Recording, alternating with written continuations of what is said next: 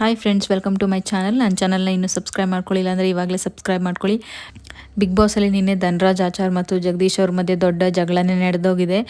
ಜಗದೀಶ್ ಅವರ ಸ್ಟ್ರಾಟಜಿ ಏನು ಅಂತಲೇ ಗೊತ್ತಾಗ್ತಿಲ್ಲ. ಫಸ್ಟಿಗೆ ಅವರು ಏನೋ ಒಂದು ಮೈಂಡ್ ಗೇಮ್ ಆಡ್ತಾ ಇದ್ದಾರೆ ಅಂತ ಅನಿಸಿದ್ರು. ಇವಾಗ ಎರಡೂ ಕಡೆ ಸ್ವರ್ಗವಾಸಿಗಳು ಹಾಗೂ ನರಕವಾಸಿಗಳು ಇಬ್ಬರು ಕಡೆನೂ ಜಗಳ ಆಡ್ಕೊಂಡಿದ್ದಾರೆ. ಅವ್ರು ಯಾರು ಸಿಗ್ತಾರೆ ಅವರೆದ್ರು, ಯಾರು ಮಾತಾಡ್ತಾರೆ ಅವರೆದ್ರೆ ಎಲ್ಲನೂ ಜಗಳನೇ ಆಡ್ಕೊಂಡಿದ್ದಾರೆ ಜಗದೀಶ್ ಅವರು. ಫಸ್ಟಿಗೆ ಗೇಮ್ ಆಡಬೇಕಾದ್ರೆ ನಾಮಿನೇಷನ್ ಟಾಸ್ಕ್ ಪಾರಾಗೋ ಒಂದು ಟಾಸ್ಕ್ ಕೊಟ್ಟಿದ್ರು ಬಿಗ್ ಬಾಸ್. ಅದು ಆಡಬೇಕಾದ್ರೆ ಅವ್ರನ್ನ ಫಾಲ್ ಮಾಡಿದ್ರು ಅಂತ ಧನ್ರಾಜ್ ಆಚಾರ್ ಅವರು ಒಂದು ರೆಫ್ರಿ ಆಗೋಕ್ಕೆ ಯೋಗ್ಯತೆ ಇಲ್ಲ ಅನ್ನೋ ಒಂದು ಸ್ಟೇಟ್ಮೆಂಟ್ ಮಾಡಿದರು. ಇವರು ಎಲ್ಲರ ಮೇಲೂ ಸ್ಟೇಟ್ಮೆಂಟ್ ಮಾಡ್ತಾರೆ. ಈ ಮಾನಸ ಅವ್ರ ಜೊತೆ ಜಗಳ ಆಡಿದರು. ಕಾಮಿಡಿ ಪೀಸ್ ಅಂತ ಏನು ಧನ್ರಾಜ್ ಆಚಾರ್ ಅವ್ರಿಗೆ ಸ್ಟೇಟ್ಮೆಂಟ್ ಪಾಸ್ ಮಾಡಬೇಕಾದ್ರೆ ಮಾನಸ ಅಲ್ಲೇ ಇದ್ದು, ನೀವು ಆ ಥರ ಹೇಳಬೇಡಿ ಸರ್, ಕಾಮಿಡಿ ಪೀಸ್ ಅಂತ ನಗ್ಸೋದು ಎಷ್ಟು ಕಷ್ಟ ಗೊತ್ತಾ ಅಂತ ಅವರು ಒಂದು ಸ್ವಲ್ಪ ರೈಸ್ ಆಗಿ ಮಾತಾಡಿದಾಗ, ಯಾವಳೆ ಈ ಹೆಂಗಸು ಆ ಥರ ಅನ್ನೋ ಒಂದು ಪದನೂ ಬಳಸಿದ್ರು. ಅದಕ್ಕೆ ಮುಂಚೆ ಮಾನಸ ಅವರು ಕೂಡ ಬಳಸಿದ್ರು, ಹೋಗಲು ಏನೋ ಒಂದು ಪದನ ಬಳಸಿದ್ರು. ಅದಕ್ಕೆ ಸಿಟ್ಟು ಮಾಡಿಕೊಂಡು ಜಗದೀಶ್ ಅವರು ಈ ಹೆಂಗಸು ಏನು ಹೊಗೆಲೆ ಅಂದರೆ ಹೇಗಿರುತ್ತೆ ಅನ್ನೋ ಒಂದು ಪದನೂ ಬಳಸಿದ್ರು. ಆವಾಗ ನರಕವಾಸಿಗಳೆಲ್ಲ ಎದ್ದು ಹುಡುಗರೆಲ್ಲ ಜಗಳಕ್ಕೆ ಬಂದರು ಜಗದೀಶ್ ಅವರಿಗೆ. ಆ ವಿಷಯ ಒಂದು ಮೆಚ್ಚುವಂಥದ್ದೇ.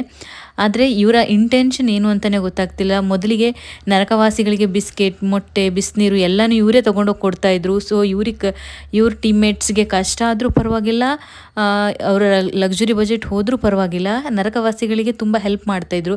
ಈಗ ಅವ್ರ ಜೊತೆನೇ ಜಗಳ ಮಾಡ್ಕೊಂಡಿದ್ದಾರೆ. ಇವರ ಸ್ಟ್ರಾಟಜಿ ಅಥವಾ ಏನು ಅಂತಲೇ ಗೊತ್ತಿಲ್ಲ. ಇಲ್ಲಾಂದರೆ ಇಡೀ ಮನೆನ ಎದುರು ಹಾಕ್ಕೊಂಡು 1 ವರ್ಸಸ್ ಆಲ್ ಅನ್ನೋ ಥರ ಸ್ಟ್ರಾಟಜಿ ಮಾಡಿ ಜನರನ್ನ ಸಿಂಪತಿ ತೊಗೋಬೋದು ಅಥವಾ ಜನರನ್ನ ಮೆಚ್ಚಿಸ್ಬೋದು ಅಂತಲೂ ಇರ್ಬೋದು. ಬಟ್ ಇನ್ನೊಂದು ದೃಷ್ಟಿಕೋನದಲ್ಲಿ ನೋಡೋದಾದರೆ ಅವರು ಹೊರಗಡೆ ಒಂದು ಪ್ರೆಸ್ಟೀಜ್ ಇದೆ, ನನಗೆ ನನ್ನ ಮಾತನ್ನ ಎಲ್ಲ ಕೇಳ್ತಾರೆ ಅನ್ನೋ ಥರ ಒಂದು ವ್ಯಕ್ತಿತ್ವ ಇರೋದ್ರಿಂದ ಒಳಗಡೆ ತನ್ನ ಬಗ್ಗೆನೇ ತಾನು ಹೇಳಿದಾಗೆ ನಡಿಬೇಕು, ನನ್ನ ಆರ್ಡರೇ ಎಲ್ಲರೂ ತೊಗೋಬೇಕು, ನನಗೆ ಇಂಪಾರ್ಟೆನ್ಸ್ ಕೊಡಬೇಕು, ಇವ್ರು ಯಾರೂ ಕೊಡ್ತಾ ಇಲ್ಲ ಅನ್ನೋ ಕಾರಣಕ್ಕೆ ಫಸ್ಟ್ ಸ್ವರ್ಗವಾಸಿಗಳನ್ನ ಅವರು ನೆಗ್ಲೆಕ್ಟ್ ಮಾಡಿದ್ರು.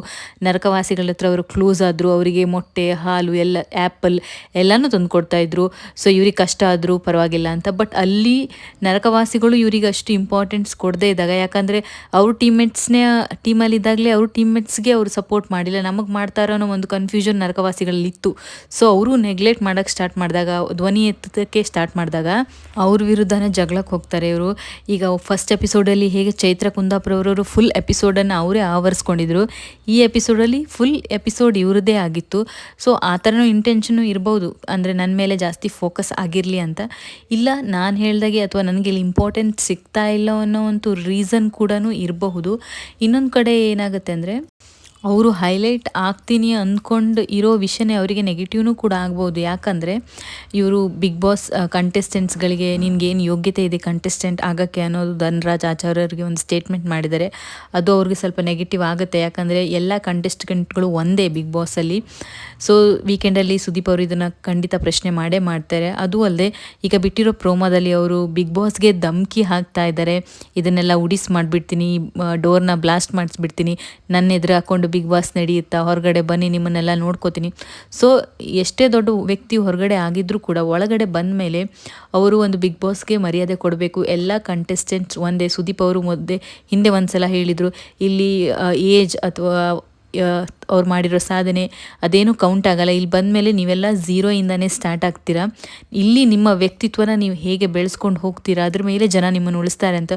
ಸೊ ಅವರಿರುವ ಒಂದು ವ್ಯಕ್ತಿತ್ವಕ್ಕೆ, ಅವ್ರಿಗಿರುವ ಒಂದು ಎಕ್ಸ್ಪೀರಿಯನ್ಸ್ಗೆ ಅವರು ಇನ್ನೂ ತುಂಬ ಮೆಚ್ಯೂರ್ ಆಗಿ ಮಾಡ್ಬೋದು. ಅವ್ರ ಸ್ಟ್ರಾಟಜಿನ ಅವ್ರು ಹೇಗೆ ಬೇಕಾದರೂ ಮಾಡ್ಬೋದು. ಬಟ್ ಈ ವೇಯಲ್ಲಿ ಅವರು ಸ್ವಲ್ಪ ನೆಗೆಟಿವ್ ಆಗಿ ಪೋಟ್ರೆ ಆಗ್ತಾರೆ ಅಂತ ಅನಿಸುತ್ತೆ. ಯಾಕಂದರೆ ಒಂದು ಗೇಮ್ ಅಥವಾ ಟಾಸ್ಕ್ ಏನಾದರೂ ಮಾಡಬೇಕಾದ್ರೆ ಒಂದು ಕಂಪ್ಲೀಟ್ ಆಗೋಕ್ಕೆ ಅವರು ಅವಕಾಶ ಕೊಡಲ್ಲ. ಮಧ್ಯ ಮಾತಾಡೋದು, ಜಗಳ ಆಡೋದು, ಅದು ಮೈಂಡ್ ಗೇಮ್ ಕೂಡ ಇರ್ಬೋದು. ಯಾಕಂದರೆ ತಮ್ಮ ಕಾಂಪಿಟೇಟರ್ಸ್ ಮೈಂಡ್ನ ಡೈವರ್ಟ್ ಮಾಡೋದೂ ಒಂದು ಇರ್ಬೋದು. ಬಟ್ ಕೆಲವೊಂದು ಸತಿ ಎಲ್ಲ ಗೇಮ್ ಟಾಸ್ಕ್ಗಳಲ್ಲಿ ಹೀಗಾದರೆ ಅದು ಕಂಪ್ಲೀಟಾಗಿ ಆಗಲ್ಲ ಅನ್ನೋ ಒಂದು ಇದು ಇದೆ.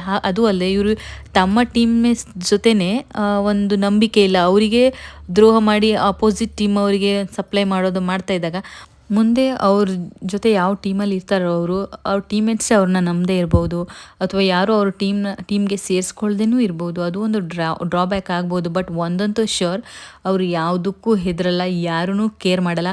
ಅವ್ರ ಜೊತೆ ನೀವು ಒಂದು 25 ದಿನ ಕ್ಲೋಸ್ ಆಗಿದ್ರು ನೆಕ್ಸ್ಟ್ ಡೇ ಅವ್ರ ವಿರುದ್ಧ ಏನಾದರೂ ಮಾತಾಡಿದ್ರೆ ಅವರು ಅಪೋಸಾಗಿ ನಿಂತುಬಿಡ್ತಾರೆ.